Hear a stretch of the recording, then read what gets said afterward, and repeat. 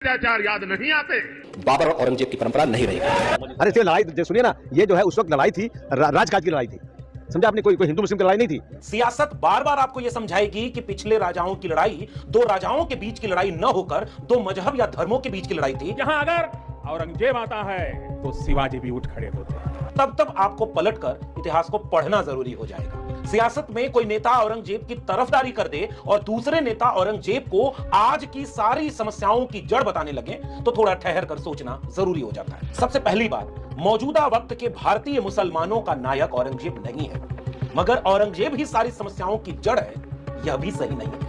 आसाम के मुख्यमंत्री हेमंत बिस्वा शर्मा ने राहुल गांधी और ममता बनर्जी की तुलना औरंगजेब से की। उन्होंने बयान दिया है कि जब औरंगजेब का हिंदू विरोधी विचारधारा नहीं चली, वो हिंदुओं को खत्म करके कैसे खत्म हो गया, ये कौन है? सियासत आपको बार बार इसमें उलझाएगी।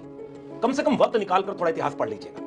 महाराष्ट्र में समाजवादी पार्टी के विधायक अबू आसिम आजमी ने एक बयान दिया और उस बयान में कुछ तथ्य थे। नहीं, सब गलत हिस्ट्री दिखाई जा रही है। औरंगजेब रहमतुल्लाह अलैह ने बहुत सारी मंदिरें बनवाई हैं और आप बनारस में जाकर देखेंगे, एक बच्ची, पंडित की बच्ची को, जब उनका ही एक सिपाही सालार उसके साथ शादी करना चाहता था, उन्होंने उस सिपाही सालार को दो हाथियों के बीच पैर बांध करके मार दिया और उन पंडितों ने उनके लिए एक मस्जिद बना के दिया वहां पर। क्या बात करते हैं? गलत हिस्ट्री दिखाई जा रही है। नहीं, मैं नहीं मानता।